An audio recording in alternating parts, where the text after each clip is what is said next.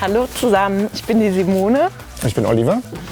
Und heute zeigen wir euch unseren alten Pferdestall von 1865, wo früher die Grubenpferde schuften mussten. Apropos schuften, das mussten wir auch, um die Ruine wieder auf Vordermann zu bringen.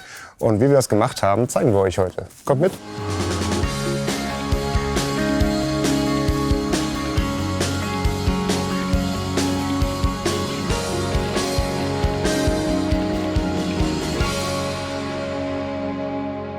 Ja, wir haben schon 2 Jahre gesucht und sind dann irgendwann an dieser Ruine hier vorbeigefahren, also damaligen Ruine.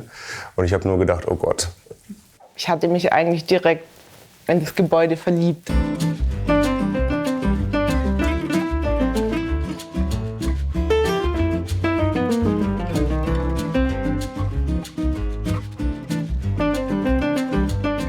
Hier seht ihr einer unserer Lieblingsplätze, und zwar der Küchen-Essbereich. Auch hier seht ihr so ein bisschen unseren Stil. Wir haben eine alte Kommode genommen, haben die zur Küche gestellt, damit die Insel größer wird. Eine alte Weinkiste, die ich selber zusammengeschustert habe zum ersten Jahrestag von meiner Frau und mir. Und allgemein, die Küche ist gebraucht. Auch das ist so unser Stil, dass wir alten Sachen wieder neues Leben geben. Und haben aber eine neue Arbeitsplatte drauf gemacht, sodass es ein bisschen zum Stil passt.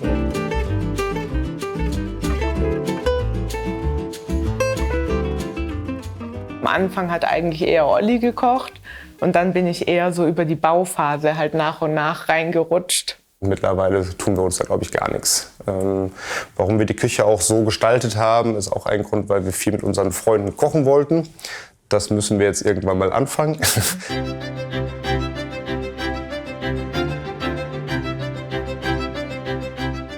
Neben der Küche haben wir dann hier unseren Essbereich. Das ist ja auch ein alter, großer Tisch, eher Landhausstil. Das sind ja so Freischwinger aus den 50er Jahren. Und da haben wir halt auch das Leder neu mit Farbe eingelassen, poliert, dass sie wieder so aussehen. Und dann haben wir dort noch alte klassische Stühle, die haben wir auch neu aufbereitet, den Stoff neu ausgesucht und beziehen lassen. Nachhaltigkeit ist uns halt ziemlich wichtig. Das heißt, wir versuchen, gebrauchte und alte Gegenstände halt wiederzubeleben, wieder zu verwenden. Und der Kranz war eigentlich ursprünglich ein Spiegel. Und im Transport ist der Spiegel halt kaputt gegangen, aber das ist halt kein Grund, ihn nicht mehr zu benutzen. Deswegen haben wir ihn halt als Deko-Element aufgehangen und je nach Jahreszeit kann man ihn halt unterschiedlich dekorieren. Hier stehen wir vor unserem Torbogen. Das war früher der Scheuneneingang für großes Gerät. Das war, als wir diese Immobilie erworben haben, zugemauert. Vorne haben wir auch einen Schlussstein. Da steht die Jahreszahl 1865 drauf. Das heißt, seitdem steht die Scheune also hier. Auch weil es eben Denkmalschutz ist, ist es ja so, dass man die Öffnungen, die es schon gab, die darf man halt wieder aufmachen. Und deswegen war es natürlich eine super Option, weil sonst wäre es viel dunkler gewesen. Genau, dass wir den Torbogen halt wieder öffnen, ne, um dann Licht zu haben und auch einen Durchgang zum Garten. Wir haben fast 3 Jahre, ne, praktisch jede freie Minute eigentlich hier in der Scheune gearbeitet. Am Anfang gab es halt einfach gar nichts. Also es gab keine Wasseranschlüsse, Gasanschlüsse, Stromanschlüsse.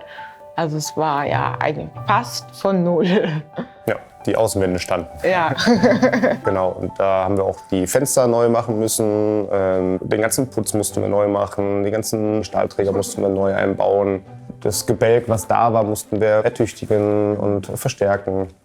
Das Dach musste neu gemacht werden, neue Dachziegeln draufgelegt werden. Wenn man sich vielleicht noch einmal die Fassade von unserer Scheune anschaut, dann sieht man eben, dass wir den Wohnraum noch etwas erweitert haben. Also ursprünglich war hier eigentlich Schluss, ne? Hier war das alte Eingangstor.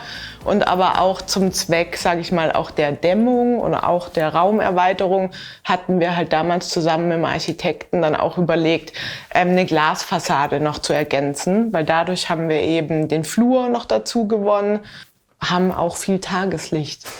Hier haben wir unseren Sichtschutz, den haben wir selber gebaut aus alten Funden, einer alten Scheune, eine alte Schiene und das alte Holz, damit wir ein bisschen Sichtschutz haben vor neugierigen Blicken. Ja, ich habe Glück, er ist handwerklich geschickt und versucht halt auch einfach alles. Also ne, es gibt nichts eigentlich, wo du dich nicht dran traust. Ich bin eher so ein bisschen skeptisch und vorsichtig und Olli sagt dann, nein, komm, probieren wir aus, machen wir. Ja.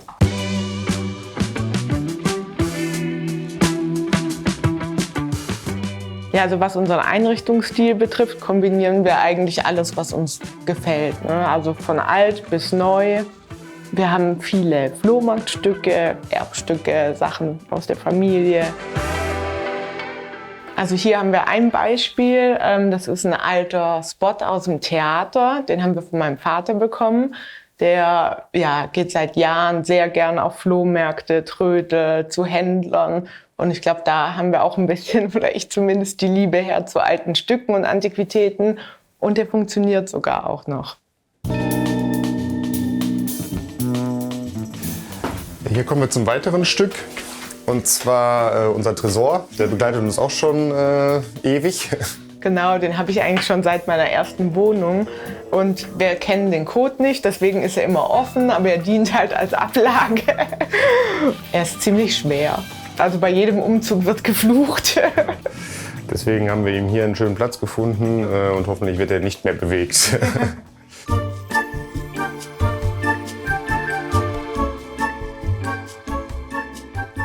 Bevor wir gleich nach oben gehen, würden wir euch gerne noch eine Besonderheit in unserem Arbeitszimmer zeigen.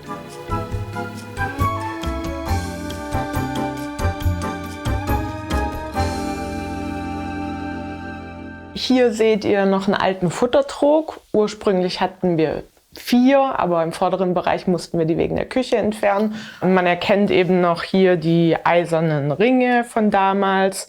Und wir haben den einfach halt aufgegossen oder gefüllt, ne, damit man es eben als Sitzfläche nutzen kann.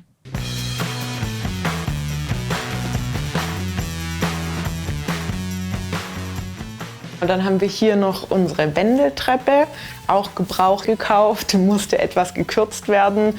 Und die alten Stufen konnte man leider auch nicht retten. Mein Vater hat uns dann neue Echtholzstufen aus Rumänien besorgt. Das ist ein altes Kletterseil aus meiner Sporthalle. Die sind erneuert worden und das sollte quasi vernichtet werden. Also da sind tatsächlich meine Schüler damals noch hochgeklettert, soweit wie sie konnten.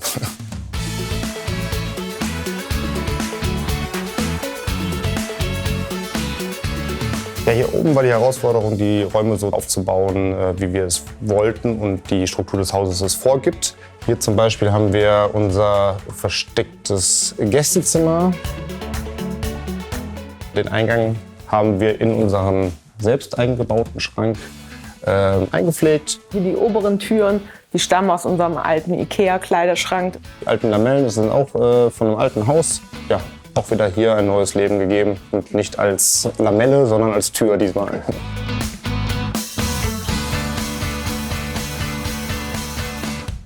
Und hier hinter verbirgt sich unser Schlafzimmer. Zuerst.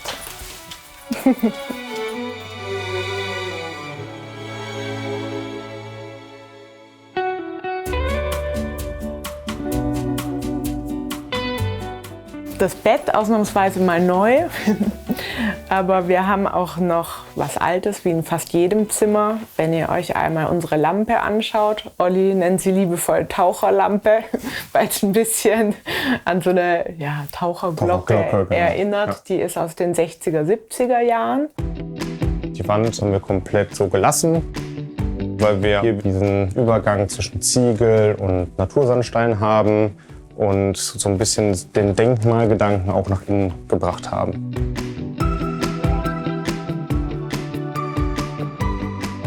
Jetzt gehen wir in unser Badezimmer. Hier haben wir jetzt auch mal wieder ein gebrauchtes Stück, und zwar ist unser Waschunterschrank eigentlich eine alte Kommode. Ja, wir wollten gerne was massiv ist, viele Türen hat, wo viel reinpasst.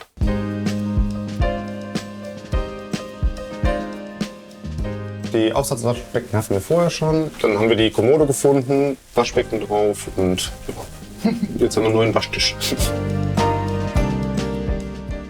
Ja, wie im Schlafzimmer haben wir auch im Bad die Naturstellmauer gelassen, um hier den Kontrast einmal darzustellen zwischen alt und neuen Riesenwandfliesen. Wir wollten halt, dass es stimmig ist von den Farben und dachten, es ist so eine schöne Ergänzung.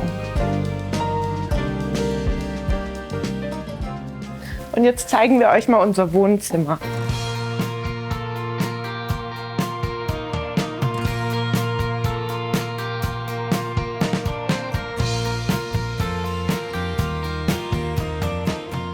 Ja, hier haben wir 2 alte Truhen, begleiten uns gefühlt auch schon immer.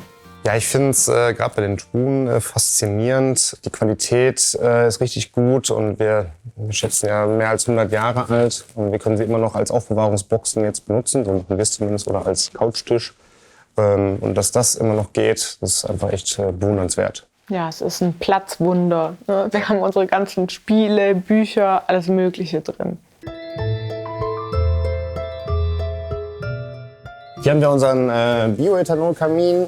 Eigentlich wollten wir einen Holzfeuerkamin haben. Das Problem war, dadurch, dass wir hier keinen Kamin zur Verfügung haben, hätten wir einen aus Edelstahl anbauen lassen müssen. Und das wäre uns zu teuer gewesen, sodass wir uns für dieses Exemplar entschieden haben. Die Heizwirkung ist natürlich nicht so wie bei einem normalen Holzfeuerofen, aber es sieht schön aus und man merkt ein bisschen was.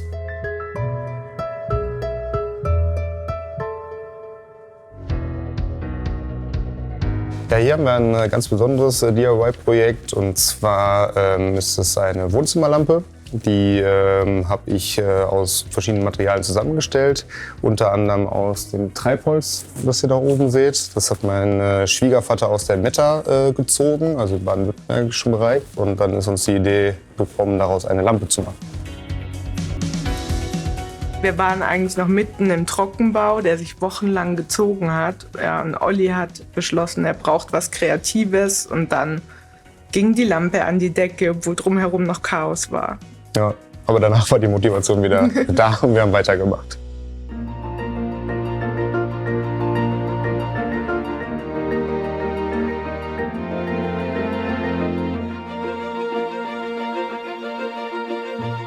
Das war ein Geschenk von meinen Eltern an Olli, weil meine Mutter und er, die betteln sich gern im Schach. Was halt auch super praktisch ist, finde ich, sind hier diese Sachen zum Ausziehen, wo man dann halt noch sein Getränk draufstellen kann. Ja, oder die verlorene Figur. Oder so.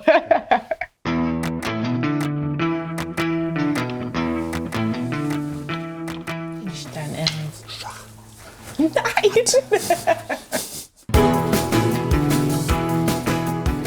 Zum Schluss zeigen wir euch noch mal einen unserer Lieblingsplätze.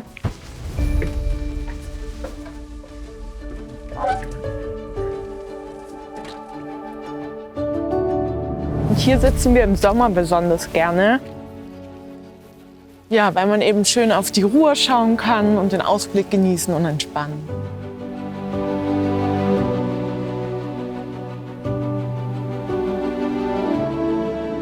Also alles in allem war schon viel Arbeit, ne? Über die 3 Jahre, die ganzen Stunden nach dem Feierabend, am Wochenende, aber es hat sich schon gelohnt. Ja, und wir sind froh, dass wir so viele Sachen erhalten konnten, alte Sachen und sind stolz darauf, was wir geschaffen haben.